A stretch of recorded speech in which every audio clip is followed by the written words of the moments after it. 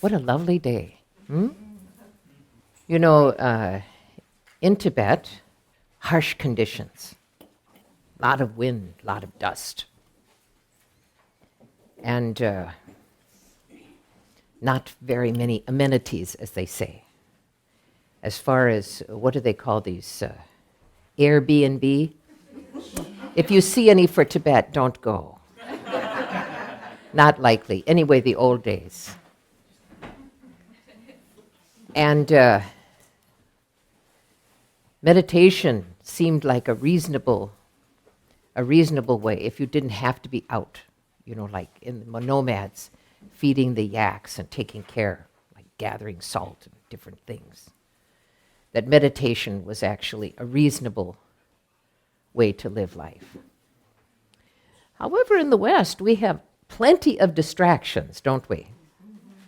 That we have all kinds of things that we've just been waiting for the weather to turn cooler. And the grass has been mowed for the last time, right? Thank goodness. And now we want to do other things. And so our idea of meditation just gets sort of passed by in favor of other things that we've put off. However, if we suffer just a little bit more,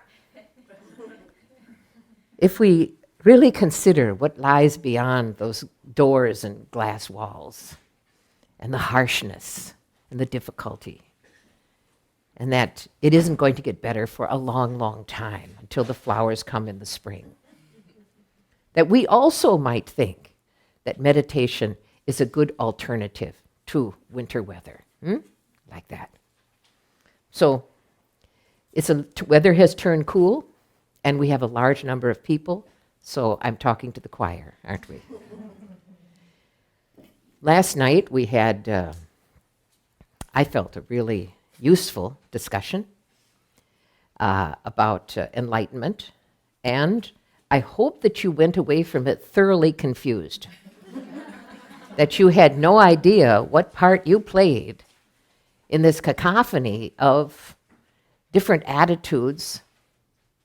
However, one nice thing about opening up the huge variety of experiences that are in our modern spiritual community, I'm particularly talking about the West, is that Sangha friendships are a very important part of spiritual life in the West, particularly in Buddhist, which is what I'm most familiar with. And so, although perhaps you share the same teacher, the same practices, you've received empowerments, you've known each other for years and years and years, and yet there's still a mystery to you. That sometimes the things that they say are so surprising and so very different from the way you approach spiritual life. You wonder if you actually have been sitting next to each other all these years and practicing steadily in your own place for many of you, more than a decade. And so I hope that our discussion last night about what is enlightenment, and talking particularly, opening the subject of how individuality both helps and hampers our goals, and also to be able to understand how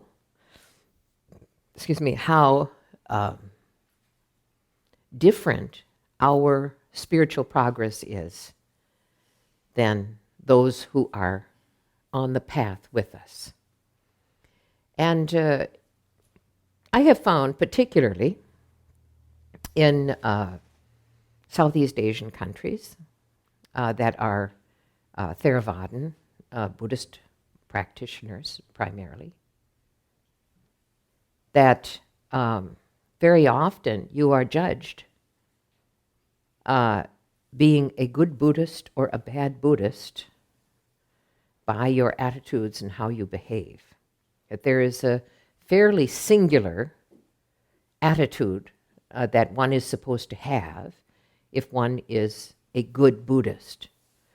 Actually very reminiscent of some fundamentalist Christian groups that really place the locks on our attitudes and how we should behave. Maybe that's a good thing. There's a lot of people who I think could benefit by a few more locks on their behavior anyway. My point is that these are people who are Buddhist, people who are sincere, people who are practicing, and yet their attitude toward their fellow Buddhist practitioners can sometimes be quite punitive and harsh, sometimes in Tibetan as well. And I believe, even though you might think, well, if I had only been born in Tibet, or maybe I was Tibetan in some previous life, and that was my lifetime of great development, that I really truly, strongly believe that your lives as Western spiritual practitioners, if you do it right, that you are more fortunate than those who are born into Buddhist societies, into Buddhist countries, that you volunteered for Buddhism. Remember? That no one made you do it. Well, maybe they did, but we don't talk about that now. Because sometimes we have husbands or wives here like that. That you have come to it voluntarily, rather than, for the most part, I don't think anyone here, perhaps somebody was raised in Buddhism. And so everything that you know about Buddhism comes from your own free will, and no one is actually paying you to be Buddhist, to continue your practice. No one pays you for your meditation. But if they did, wouldn't that be great? Even if it was $1 an hour, you could somehow survive. Anyway, that it is your own enthusiasm. It is your own enthusiasm which holds you here. And therefore, our attitude toward our fellow practitioners has a different flavor. I don't know exactly how to describe it, but it has a kind of community, a community of like-minded people, perhaps even more than families and generations of Buddhists in other countries. So because I feel that stimulating your thinking is valuable, stimulating self-analysis, stimulating self-honesty about what are my good points, what are my bad points that I need to work on. That it becomes, I think, a very exciting journey rather than some onerous duty that we have to become enlightened. And so we make strong effort, we follow all the rules. I don't know if following all the rules and being a good Buddhist is actually the path to enlightenment.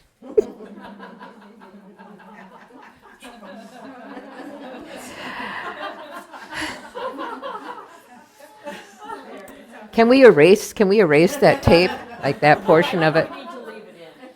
That there is something about the black sheep approach to Buddhism, entering into Buddhist lifestyle, which, by the way, was one of our subjects. Was it last summer or the summer before or sometime? Last summer. That really thinking about what is my everyday life? How does who I am translate to a Buddhist lifestyle which supports my style of Buddhist practice? So that means that some people are more serious by nature, or they're more serious by karmic propensities. And so therefore, they have to practice hard. And there are some people who are really just curious or just exploring different concepts to add to their own version of what being spiritual means. And so although they may not practice often or a lot, that they are practicing in accordance with their own propensities. So you have people who practice a little, and you have people who practice a lot. And these people are all part of the same Sangha. Now, if we were not generous and kind to each other, that those who practice little would blame those who practice a lot as being somebody who is stuck up and always sitting on the cushion and just trying to look better than us. Or the person who practices a lot, looking to the person who practices a little and thinking, oh, what are they doing here? They don't practice enough to even qualify to being a meditator. It happens. But I'm sort of standing at the gate with my stick, thinking to you all, don't do that. You must be kind to each other. Don't be jealous or confused about each other. Don't think that they're doing it wrong and I'm doing it right simply because it's a different kind of practice, okay? And I hope to bring up again this idea of this extreme sense of individuality, which is part of Western culture. I'm not sure if it is something that will continue, but right now in our world, in our time, in our Western, particularly in America, that this is a prevalent idea. And those who are, for example, not Buddhist, may look at all people who are Buddhist thinking that we are like sheep, being told what to think and how to think it, which of course could be true in some places in the world. It could be true elsewhere, but it doesn't happen here. I don't want to tell you what to think. I will tell you what the bodhisattvas think. And many people find that helpful because they want to emulate the bodhisattvas. But there has never been a bodhisattva yet that is like you. There has never been a bodhisattva yet that is just like you. That you were born to fulfill a niche that has been lacking in this world, or lacking in this existence since beginningless time. All right? So I want to talk a little bit more about this later, but I wanted to think again about some of the lovely answers that people gave about what is enlightenment. That I don't know if we discussed enlightenment as an event or enlightenment as a process. You said it is a bold statement. Did I say it was a process?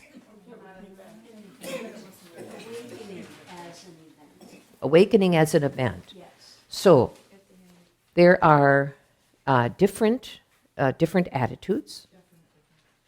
Different. I did say, but I didn't say about process. I didn't talk about process. All right. And so there are different forms of Buddhism that approach the idea of enlightenment or awakening differently. For example, Zen Buddhism has a very strong attitude toward the sudden awakening that they call Satori. However, the Mahayana, which is what I teach, which is the primary teachings of Tibetan Buddhism, is Mahayana Buddhism, or altruistic path of compassion, believes in the gradual gradual process, the gradual awakening to enlightenment, and therefore is what they call in good business practices, it's process-oriented rather than goal-oriented. So although there is an aspect of Buddhism in general that is goal-oriented, talking about awakening, encouraging people to see that as a valid goal, these are very important in Mahayana Buddhism, but not as important as the process that brings us to the brink. And the reason why is because there are aspects of your consciousness which have to change organically. They need to change organically. They cannot change by force. You cannot have a forced enlightenment without damaging certain delicate parts of your consciousness which need to be invited to the awakening. And so I had some very nice things here that anyway, Wikipedia. All right? The English term enlightenment is the Western translation of the term Bodhi, which means awakening. It has the Western connotation of a sudden insight into transcendental truth. It might also be used to translate several other Buddhist terms and concepts used to denote insights, prajna, kensho, and satori. And of course, these are all very different ways of approaching awakening. Also knowledge, and I'm not sure, I've never heard this before, the blowing out, in other words, nirvana. They say that nirvana is blowing out. I don't get the connection there. The blowing out of disturbing emotions and desires and the subsequent freedom or release. Really, there is no potential for nirvana unless your delusions are pretty much all gone. And so what they're saying is, blowing away your delusions through the enlightenment process. It's not like some kind of, I'm thinking some kind of air hose or like roto-rooter, just sort of a clogged drain, and you just blow that S out, I mean, anyway. And that freedom or release or something like that. It's like some kind of constipation of consciousness. Liberation, according to Wikipedia, is a combination of combination of mindfulness and dhyana, which is meditation, applied to the understanding of the arising and ceasing of craving. I'm not sure I believe in anything anymore, because I have objections to just about everything in Wikipedia. Yes? Anybody can go in and edit Wikipedia. Why don't you go in and edit that? I'll just say you're wrong,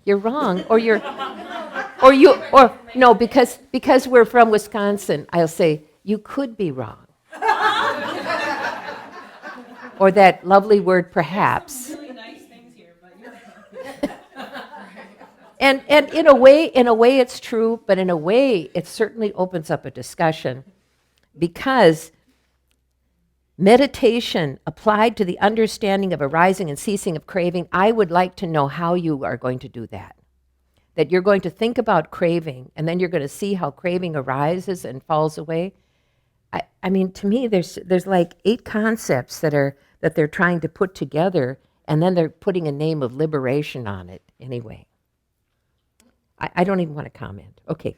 In the Western world, the concept of spiritual enlightenment has become synonymous with self-realization and having a true self and a false self, being regarded as a substantial essence being covered over by social conditioning. Well, it's not exactly social conditioning which covers it, although the superficial mind has a kind of awakening, perhaps this is the wellness that Jung and the therapists are looking for, a kind of wellness which is free from the social conditioning which has hampered your true expression of who you are. I mean, these things are very good. Many people, as part of their spiritual search, also go to therapists to work through issues, especially in the Jungian fashion, in order to understand themselves better. This is not a problem, but it is a problem when you believe that wellness is enlightenment or that wellness is an awakening.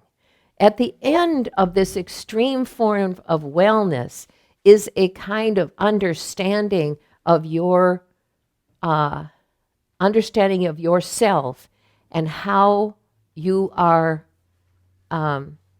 tied into this world and the potential benefit that you can bring to this world.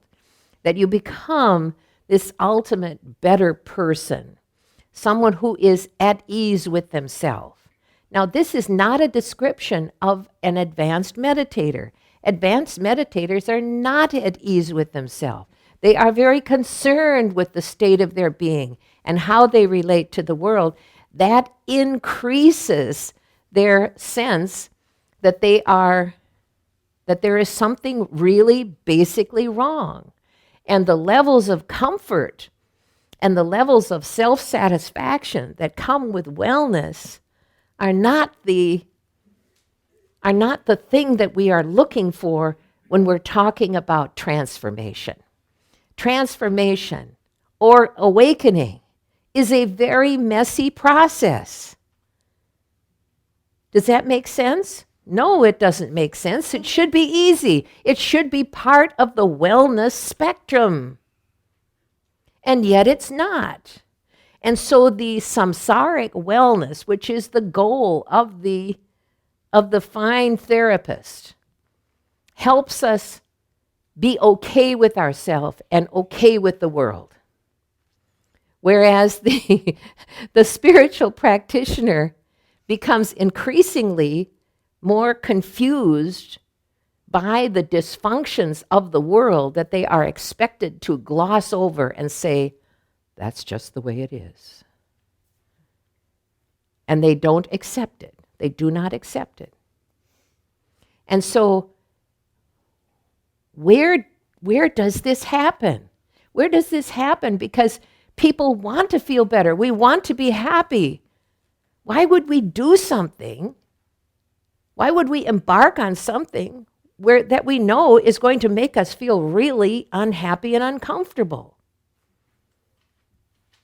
That it is not a part that people who enter Buddhism with the natural desire to become happy will almost immediately feel happier, thereby validating the goal of wellness as part of the meditational and spiritual experience.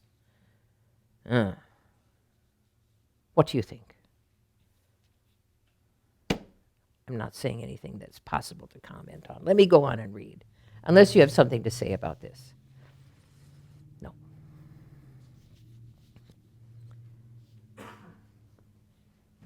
Social conditioning.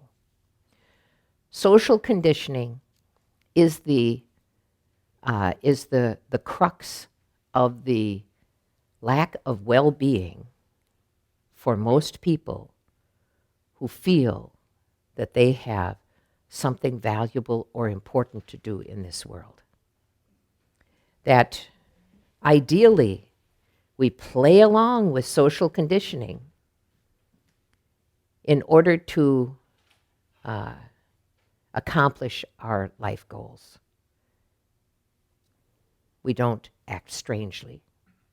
Well, we do, but others don't know it. We don't know that we're acting strangely as we go about our daily lives. But we conform to the social conditions.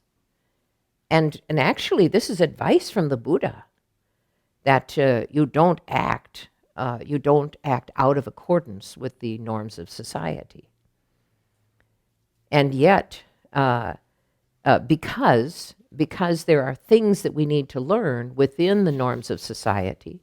However, as soon as we take that as our prime example of how to behave with ourselves, our identity as part of a social norm, that we lose something, we lose a bit of our wildness that we need to have, that makes us a free thinker, that makes us capable of doing extraordinary things, that makes us capable of living a spiritual life rather than just a life that has ordinary meaning.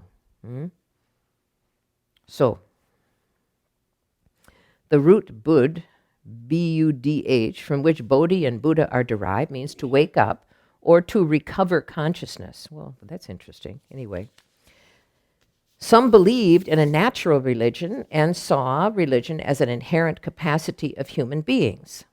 Actually, in Tibet, that we believed that religion, and particularly Tantra, the transformative practices, were science. They were not. There was not religion, and the practice of Tantra meditation techniques, transformative meditation techniques, was a scientific experiment that one carried out upon themselves with the advice and guidance of someone, a suitable guide. And we became the experimental station, and the results are reproducible, just as in science. And so it is, for example, in the sutric Mahayana, at the altruistic path, for example, the practice of loving kindness. The loving kindness, by the way, I encourage so many of you to participate in here in the loving kindness group, and to learn more about it and to practice it on a daily basis. It will make your minds more at ease. You will feel more comfortable. It's a wonderful practice. Anyway, in the Sutric Mahayana, that the practices also have a reproducible effect in changing your perceptions. The transformative tantric practices transform your energy body. The sutric practices transform your mind. That tantric practices work by changing your energy through visualizations, which then affect your mind. That the sutric changes your perceptions and your mind, thereby affecting your energy. So, if you have a choice between one or the other, you must first have the perceptual awakening, and then later practice the tantric energetic awakening. So anyway, that got too complicated. So,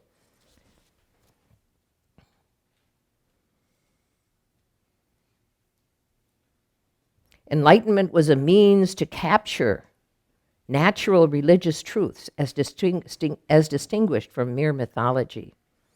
I wonder if these people that go to write on Wikipedia, if they really believe what they're saying, or if they're just sort of adding words together. As I said yesterday, that this idea that this word called enlightenment only came into being around 1870, and by the end of the 1880s, the terms enlightened and enlightenment dominated the English literature.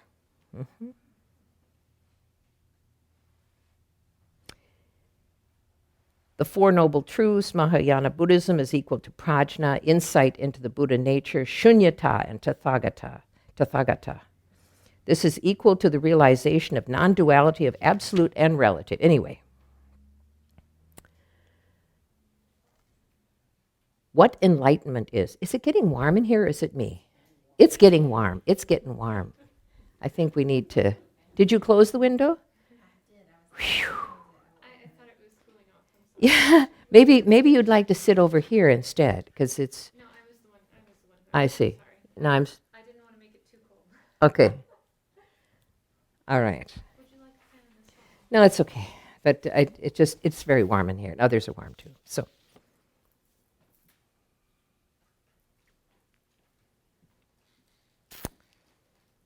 according to, when we talk about is enlightenment possible, we have to talk about different kinds of enlightenment. And so, according to the Theravadan, which is the Southeast Asian and early Buddhism, it is called the personal vehicle.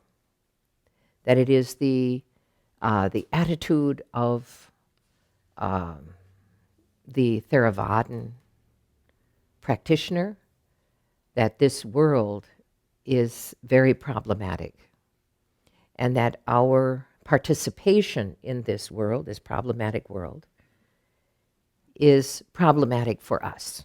It's not just that the world is difficult. I mean, maybe that's okay. But when it happens to cause me problems, that's a real problem. And so our fascination with and our participation and interest in the samsaric, or the difficult, I'm going to call it the difficult world, contaminates our mind, which already came into existence in this world a little bit problematic. So we brought problems with us, and interestingly enough, we arrived in a problematic world. Go figure. And so our karmic propensities are easily ignited by the atmosphere that we live in. And due to the nature of contaminated worlds, such as the human realm, that it is easier to go with the flow and become more problematic than it is to abide in a very holy and precious atmosphere where your mind is automatically lifted. And so we are both the recipient of the problems as well as adding to them. And so the Theravadan practices define the problem, which is commensurate with the First Noble Truth of suffering, that suffering exists. That many times we don't recognize things as suffering because we have little suffering and then we have big suffering. But according to Buddhism, our little suffering never goes down to zero. That even the happiest, our happiest, is still a form of suffering.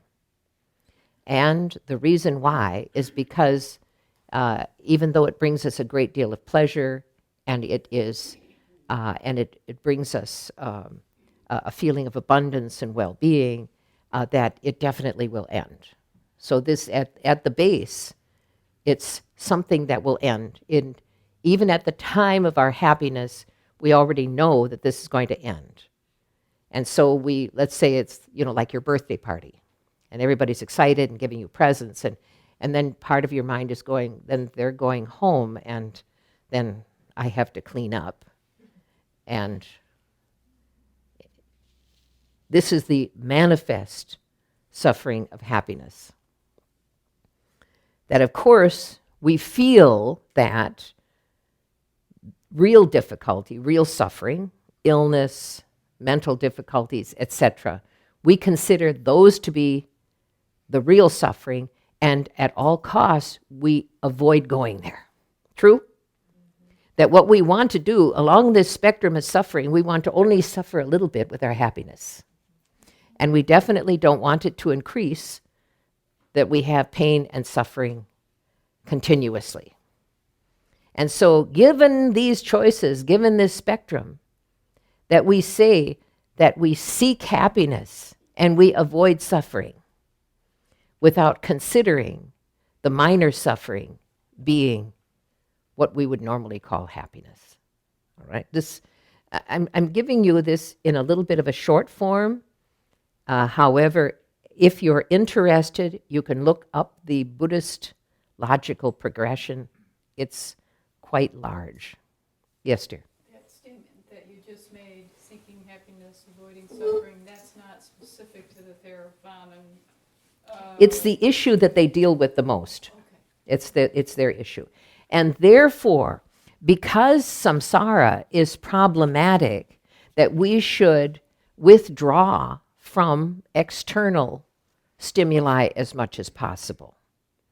That we should simplify our life as much as possible. That we become aware of how things which might possibly bring us some pleasure might instead actually bring us suffering. The analogy would be getting a new car and really enjoying it. And it's like your treasured object that you want to show it off, that you have your picture on Facebook next to your new car, that you, every time you go out, you pat it and tell it what a good girl or good boy it is, that you have a pleasure which arises from your new car. And then eventually the car does not work so well. It breaks down. You might have a fender bender. Or it may have one of these recall things that you don't get taken care of and your car is gone, like our truck at Lotus Lake. I mean, we actually did try, anyway, long story, but we don't have a truck. Anyway, that your truck or your car that formerly gave you pleasure, the exact same truck, they didn't switch trucks on you, that gave you so much pleasure now is causing you suffering, and you are angry with the truck. And so, or another Buddhist analogy, they actually don't use cars, but the analogy is eating a delicious meal. That the first bite of that food is absolutely wonderful. It's the best bite of all. And then you continue to eat. And then as you continue to eat, at some point, what was pleasurable somehow becomes suffering. What if they made you eat a huge bucket of food? That you would think that would be like hell. And so and it was the same delicious food. And so, though even those things which bring us pleasure to excess bring us suffering and pain. Or we change, huh? We have the saying death by chocolate. or you change your mind. Or you change your mind. And it's the same way with relationships. That, you're the most wonderful person in the world. I could just look at you all day long and I dream about you. And you just come. What happened? What happened? It's like, and so our changeable nature, we can do a little bit. We can learn how to get along with others. We can learn how to have good relationships. We can study how to do this. But our natural way is to degrade, and I don't mean degrade making dirty, but to diminish our interest in what we're familiar with.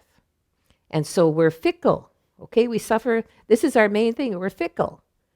And so the Theravadan very carefully, point by tiny point, explains why ordinary life is actually causing you a lot of problems, and that the best thing to do would be to withdraw your interest in it, to become less interested in it, let it pass by.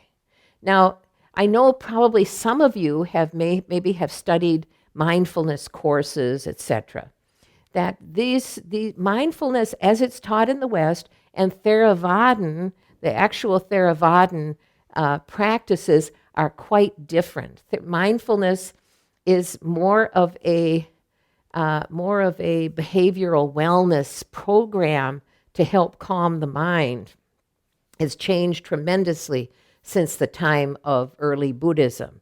And if you go to Southeast Asia, even though they are not fully Theravadan, that they are a lot more Theravadan than American mindfulness. What do they call it? American mindfulness process that they teach is quite popular. So, did someone have something to say? No? Very quiet today. We must have said it all yesterday. Gelmo, did you have something to say? No. So, understanding and withdrawing the mind from the sphere of suffering is the method of liberation in the Theravadan tradition that one achieves as the goal of true Theravadan practices. One achieves cessation. Cessation, meaning the end, meaning liberation. No more suffering. You have escaped from suffering. Okay? This is what we call the lower nirvana, which is entering into cessation at the level of what the Theravadan is called the personal vehicle, which means that it is me alone who escapes from the suffering. Yes? And this is a form of enlightenment? Yes, liberation is. Mm-hmm. So, there's a famous story about the Buddha and his disciple Maitreya, not the Buddha of wisdom, but probably an aspect of that. Manjushri was a direct disciple of Lord Buddha Shakyamuni.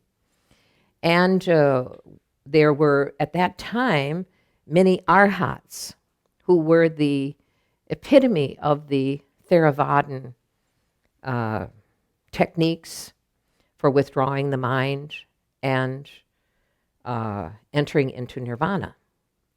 And as they were meditating, the story goes that another disciple, a tattletale disciple of the Buddha, came to the Buddha and says, hey, he didn't say hey, but hey, Manjushri is over there talking to those arhats, and I don't remember exactly how the story goes. As I recall, that they have died and gone to hell. Yeah, they died. They died after Manjushri talked to them. They died and went to hell. Okay, and he goes like, you know, tattletales. They go get him. Go get Manjushri, Buddha, like that. They get this gleam in their eye when they know someone's done something wrong. But the Buddha said, very good. Manjushri did very well. Why? Why did Manjushri do well? Is my question to you. Is it cheating if we already know the end? Right. No, if you, I want to people who aren't quite sure to answer. Why? Why did they go to hell? Yeah, why? I'm asking you. You can't ask me a question. I'm asking you. Huh? To help others there? To help others there? Perhaps. Yeah, that could be so. Why did they go to hell? Why did Manjushri do it? Or why did they go to hell? Did they have to go to hell? What did he say to them to cause them to go to hell? He explained the Mahayana. It is said that he explained the Mahayana. Why would that? Here's a number of questions. Why would it cause them to go to hell? Why did they need to go to hell? To choose any of them. Hey, wake up, people. Come on. Did they do it on purpose? They didn't do it on purpose. No, they had no choice. Remember that they were arhats, that they were already about to enter nirvana. And he prevented them from entering nirvana. Oh, because it was just personal. It was just personal. What else? Think about it. Why? I want you to think about it because as you improve, you will be presented with the opportunity of the lower nirvana. And you will be expected to not accept it. To say hell no?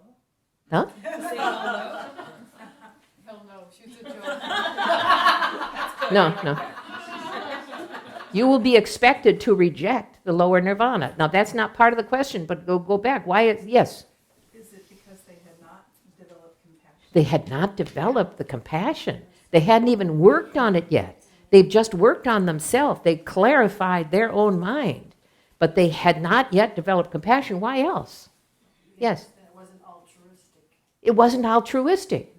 They were not. They were not part of the altruistic potential. Why? They only believed in saving themselves. They only believed in saving themselves. They completely missed all our vast interconnectedness. They missed the vast interconnectedness. Why else? Yes. Maybe Manjushri presented that you go to the most hellish place to do service and you will gain a much higher level of awakening. So they Perhaps. That's not how the story goes, but perhaps. Perhaps. There's a process. Why? Because they were capable of more. These were beings who had listened to the Buddha's teachings, who had gained great development for themselves alone. They were capable of benefiting others, but were choosing to enter into the cessation rather than higher development. Any other reasons? Why would Manjushri do that? Do you think the Buddha told him to go do that? I don't think so. What would you want to say? I think he did it because cessation is kind of a dead end. And Cessation is a dead end. They wouldn't have a chance for more either. They wouldn't have a chance for more when they were capable of it. Tikshan. In the past, you have said that they became angry at Manjushri. They became angry. And it was actually the anger. Anger results That's in right. the hell realm rebirth. Why would Manjushri do it? Because they were capable of benefiting living beings. It would be like letting a treasure go to waste. That's true. That's true. Because he's a Buddha of wisdom. Because he's the Buddha, because he contained the aspect of wisdom. I'm going to say he's bodhisattva. At that, he's bodhisattva Manjushri of wisdom. Because it was his nature. He couldn't help explaining it. And why did the Buddha say, oh, this is good? Now here he had a whole bunch of disciples who have died and gone to hell.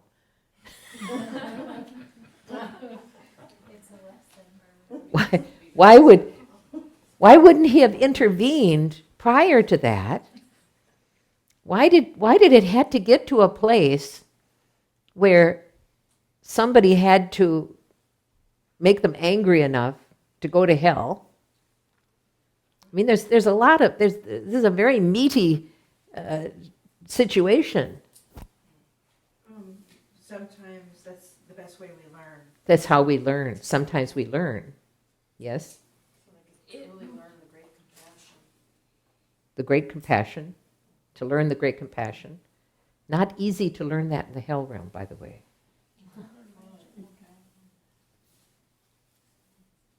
Tikshan? I think it might be helpful for people here from a Christian background to know that Buddhists do not consider hell to be a place that you go and you stay for the rest of That's eternity. right. Or It's a not punishment. permanent condition. Nor is it a punishment. It's sort of like going to ICU when you're really sick. Nobody would consider being in intensive care a pleasant experience, but the purpose of being there is not to make you suffer. That's right. And it's not a forever place. Did you have some? Just gonna say it's all a process, and they skipped part of the process. They skipped part of the process. They had to go back. The only reason they could go to the hell realm was that they had created some kind of karma through their, even though they were highly developed, there was some very selfish aspect of their mind, of their consciousness, which literally created rebirth in the hell realm. Now, as the story goes, they were only there for a very, very short time and were quickly reborn. sometimes, which says sometimes you have to go back in order to go forward again. So there was some part of the process which they missed, and they had to go back and make it up. Yes? I was thinking the Buddha saw the end game. He saw the end game. He was what do they call, the color commentator, like that. He would see where would it go? Where would it go? What do you think the reaction of this tattletale would be? Shock. Yeah, I wish it was an iHeart at this moment. So, of the three primary stages in the tantric Buddhism, the Theravadan is exactly the same as the Theravadan practitioners of East Asia. So we never demean or disrespect the Theravadan practices because they are our foundational practices, that our behavioral practices, calming the mind, discovering that the world, the samsara, or the worldview that's being presented to us as being the exalted worldview is not really worthy, and it is illusory. And so the discovery of the empty nature of samsara is a huge part of the perceptual awakening that we need to have in order to become more skillful. It is very difficult for us to read books like self-help books on Buddhist skillfulness and try to put them into place mechanically. What we need to do is discover something about ourselves and our relationship to the world that makes those practices very natural, that we are no longer attracted to the glitter of samsaric pleasures, but in fact become more satisfied with deeper meanings. This doesn't mean that we can't laugh or that we don't have fun. It's just that we don't give it our all. People who only practice a short time will discover that their taste for, loud music, for in my case, loud music and certain kinds of behaviors, or this excited kind of stimuli like going to an amusement park and screaming and shouting on the roller coaster, isn't as fun as it used to be. And perhaps at almost all cost would avoid having to put oneself in that, makes oneself a little bit sick to the stomach to think about it. So it's not just aging, which of course gives us a certain amount of wisdom, but it is literally becomes distasteful. So a little bit is part of our natural maturing as a human being that doesn't really have to do with the spectrum of wellness. I'd like us to think of those being two separate processes, that our wellness, taking care of our body, getting enough exercise and good food, having wholesome relationships, being kind, all of these produce the kind of nice person that is easy to get along with in this world. They have a lot of, success comes easily. They feel content. That's one track. And sort of overlapping that, or as an understanding of the limitations of wellness, that we want to literally, that we want to have this other process which is simultaneous, that, for example, while we are discovering that certain kinds of healthy food are better for us, that we have a kind of natural disregard for the foods which are not healthy for us.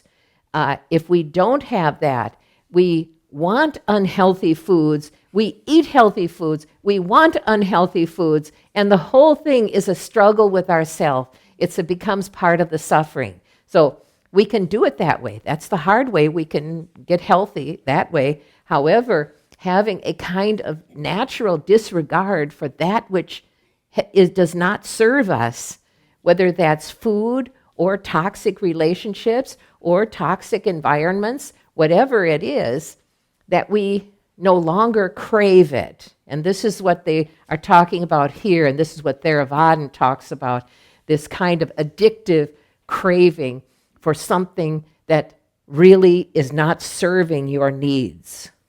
All right?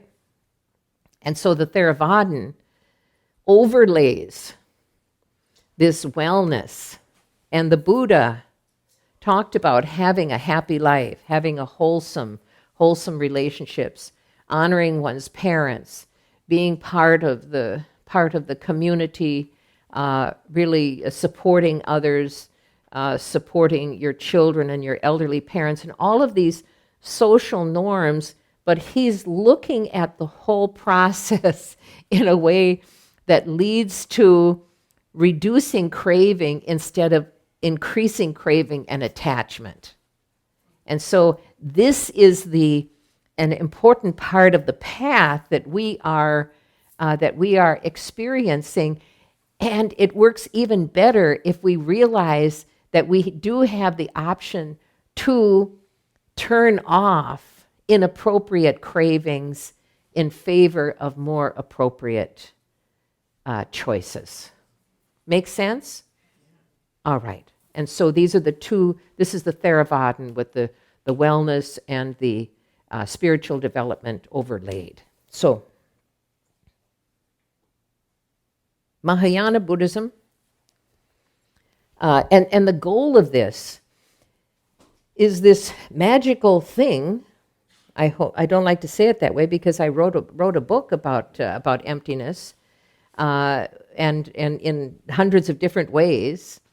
But this thing, which is called shunyata, or emptiness of inherent existence, is the method that discovering, and I call it a truth, discovering the truth of emptiness. Emptiness is actually not a thing; it's a truth.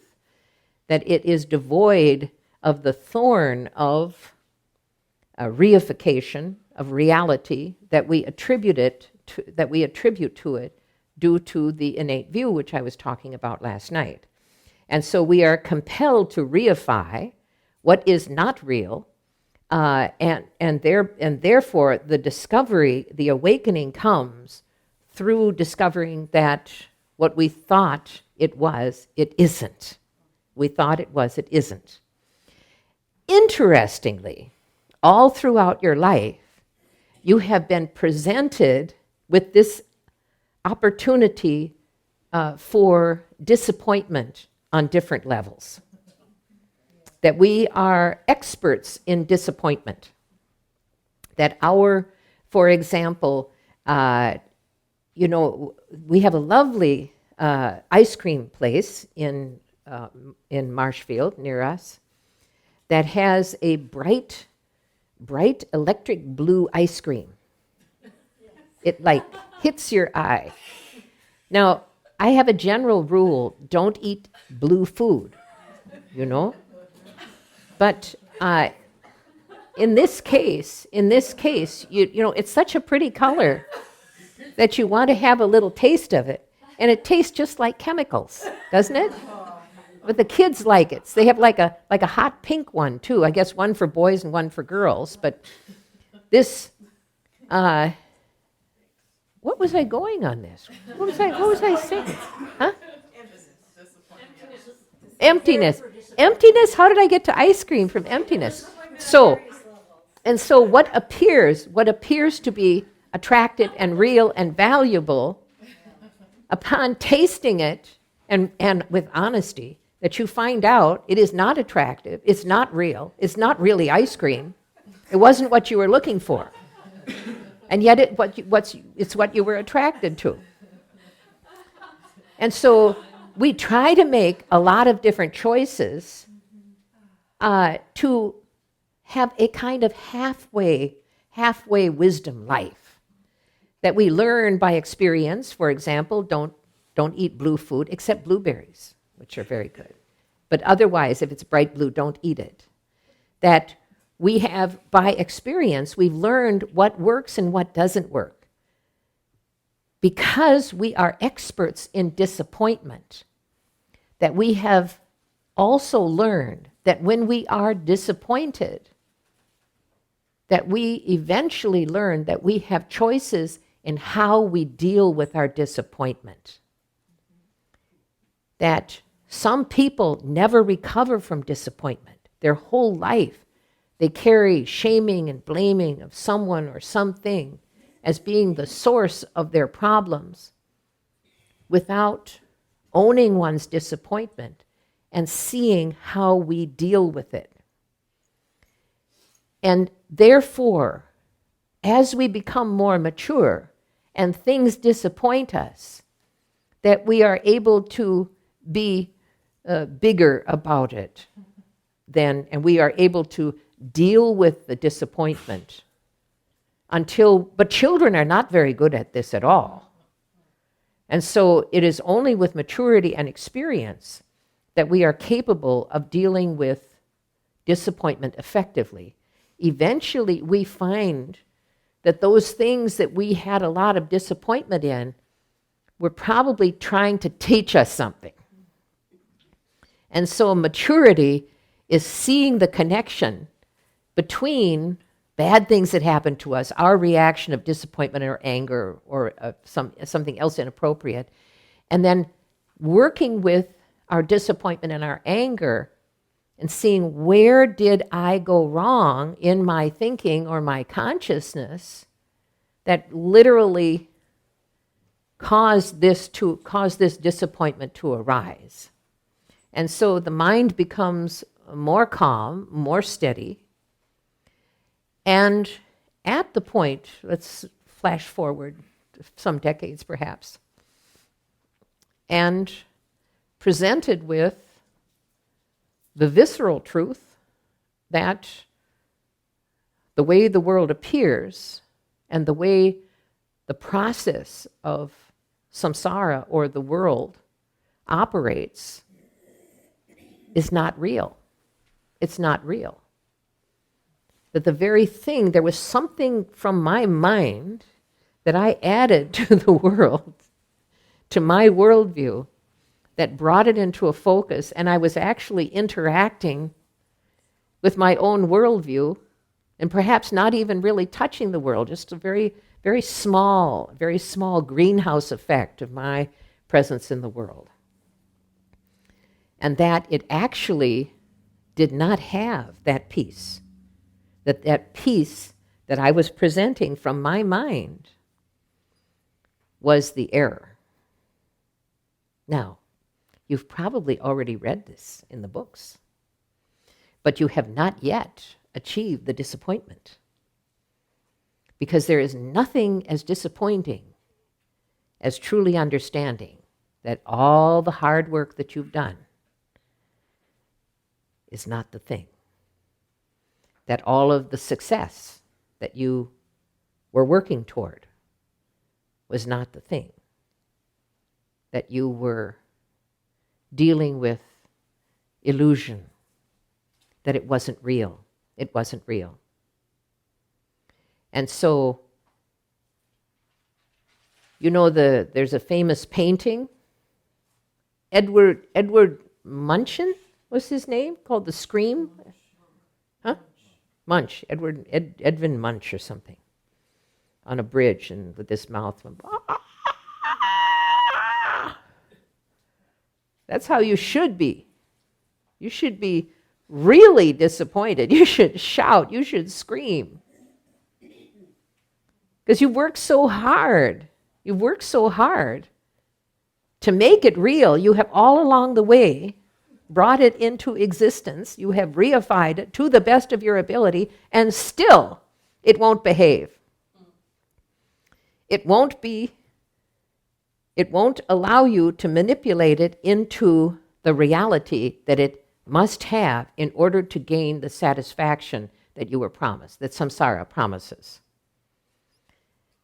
And therefore, how you deal with the disappointment of understanding that it from its own side, there is no reality, that we are in a created environment, and that is the emptiness, the truth of emptiness that those who are prepared to enter into nirvana have. Okay? Tekshin. Well, I recall you saying that once we realize that it's illusory, we're gonna laugh. You're going to laugh. We're not That's gonna right. scream, we're gonna laugh. Although, Yeah. I don't know if it's because we appreciate the irony, I think some people would laugh, some would cry. but, you know, you said we're gonna laugh, so. Yeah. Well, but in this case, I want us to remember that we already have skill in dealing with disappointment, not just disappointment of not getting what we want, but understanding that's the kind of disappointment where we understand that this is real and what we thought it was not. That was not.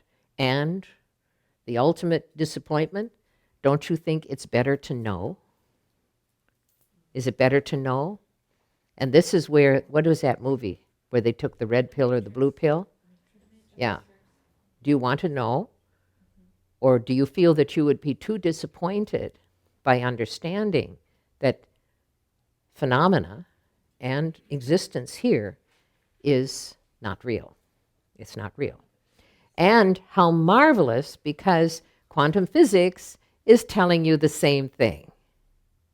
Quantum physics says that it is highly unlikely that you are here at all.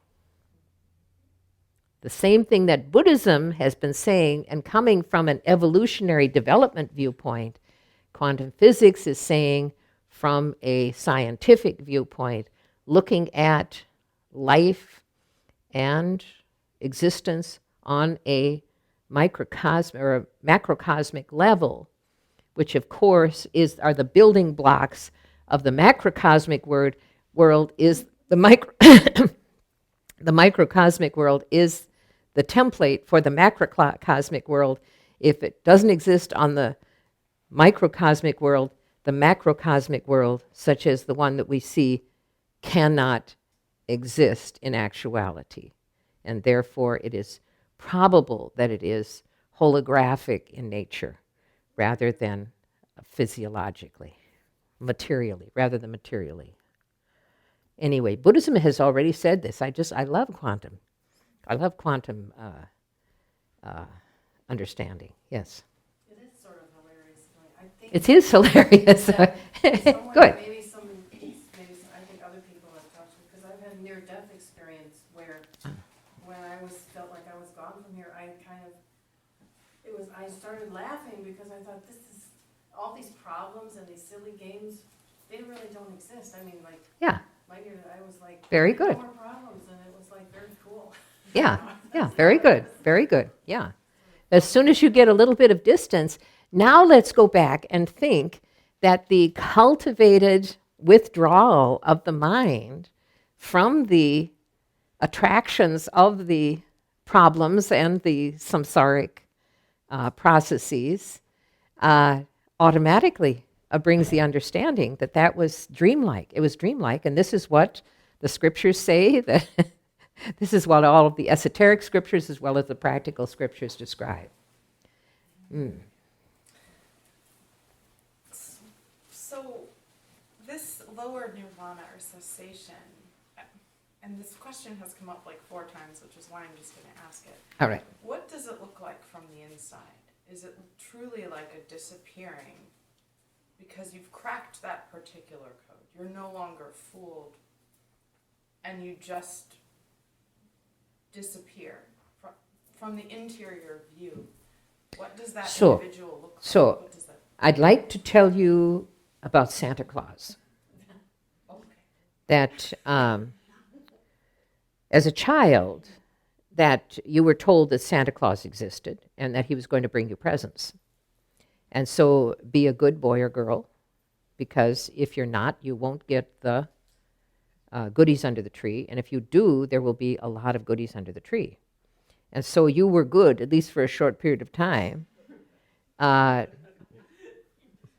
because you loved Santa Claus, but because you wanted the goodies. And so this is, and so at a certain point, one of your schoolmates says, you know that there is no Santa Claus. It's just your mom and your dad. It isn't really Santa Claus. And you don't like that at all. You don't like it. You don't want to hear it. Why? Because if you don't believe in Santa Claus, there's no goodies under the tree. And now substitute samsara for Santa Claus. You believe in samsara because there are the goodies under the tree. And if you don't believe in it, that will stop. And that is how samsara becomes self-perpetuating, because we have to believe in it in order to get our desires filled, because they happen through samsaric adherence. We become devotees of samsara, just like we become devotees as children of Santa Claus. Did that answer your question? She was asking what they look like. What they look like. It looks like, okay, and so finally you realize that yes, there are goodies under the tree, but they didn't come from this mythological belief. My belief in Santa Claus didn't make it happen. It was in another way. And the same thing is that there are underlying causes and conditions which have brought the mother and father to create this illusion, and that they are the actual causes and conditions of what under the tree. So we have been looking in the wrong direction to get our needs satisfied. Eventually we find out that mother and father are no longer willing to provide the causes and conditions, for our goodies under the tree, and we are on our own. And so we still believe in some kind of magical force that will create the causes and conditions for our success and happiness, and that is samsara. That this world actually is exactly the way it is, but you no longer have faith that it will provide you with the happiness that you seek. It is not the resource for your happiness, but it does look exactly the same.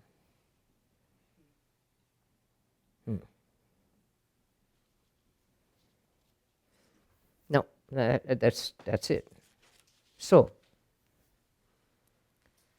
this is the actual perceptual, this is the perceptual change that creates the end of the human existence. However, the direction that is more beneficial is to understand, to have the sudden realization, if my suffering bothered me so much that I was willing to take dramatic steps to get rid of it, it must be like that for others as well. Not just my close friends, my family, but everybody else. They must be a lot like me, that they have been experiencing suffering. And maybe they aren't even aware. Maybe they aren't even aware that they were suffering. Like before I began practicing, I wasn't aware that I was suffering. It was only through studying did I realize the problem that I had and then wanted to get rid of it. Before, I just never felt well. And this sudden focus on oneself, suddenly everything turns inside out. And this is the entry into the Mahayana, which takes the focus off of oneself and one's own problems and one's own issue. And now is more interested, almost fascinated with others. And so the Mahayana is the path of the Bodhisattva. It sees the value of others. It sees our interest in others as being the real answer to our problems. We see it is not that I was suffering, but I had very few skills in being able to deal with my own problems as well as deal with the problems of others. And so the Mahayana becomes a kind of observing. It's like suddenly others may have been like ghostly figures in one's life. They didn't matter that much. You would occasionally shower them with attention, but really it was just a bunch of people, or who knows about people that you can't see. And suddenly the whole world becomes populated with living beings that are fascinating in their diversity and their needs. And we realize they are really in difficulty. And I don't know how to help them. And this is where the arhat, whatever arhat is in us, has to go back and learn some really basic skills in dealing with becoming more skillful in helping others. Now, what that means is a huge variety. Maybe your problem is being able to effectively communicate. Maybe your problem is you're not a good listener. Maybe your problem is that you have made yourself unavailable to others in their time of need. Maybe your problem is that you're afraid, or that you have a lot of anger that is holding you back from being really skillful with others. A bit like Groundhog Day. Do you remember that movie? I don't know how many cycles it took him to become more skillful with others and kind. He became kind. He became generous. He was really interested in the stories of other people's lives and how he could, in some small way, help them. And so we are in a miniature version of Groundhog Day. We don't get so many chances, although they're our lives, but he remembered. And we don't remember so much between our lives. But we become gradually more skillful. And as we become more skillful, we become more bright inside. As we take the focus off of ourselves, having gained the understanding of the illusory nature, that we become a shining light. Our consciousness is beginning to clear up really nicely. We begin to shine with I'm going to say in a more romantic way, the light of reality. That we become lighter, we become enlightened. We are lifted by our concern and our love for others, which develops into love and compassion. And we are no longer trying to escape this world out of fear for our own safety. That we have a few concerns for ourselves and a great deal of concerns for others. To understand emptiness is not that difficult. I know you might laugh and think that it's probably one of the hardest things to understand. But to bond compassion to our understanding of the illusory, which is the subject of the book that I wrote, is the most difficult thing. Because although living beings and phenomena are empty of inherent existence, still the bodhisattvas care for them. And so this seems to be a very contradictory idea. And why don't you just withdraw and allow people to get along the best way they can? The bodhisattvas, out of compassion, cannot do that. They are compelled to help others. And as they do, they become valuable resources for living beings. A world without bodhisattvas is very, very difficult. It's very difficult.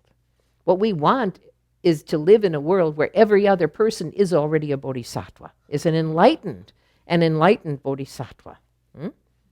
This is the Mahayana. This is the path of altruistic compassion.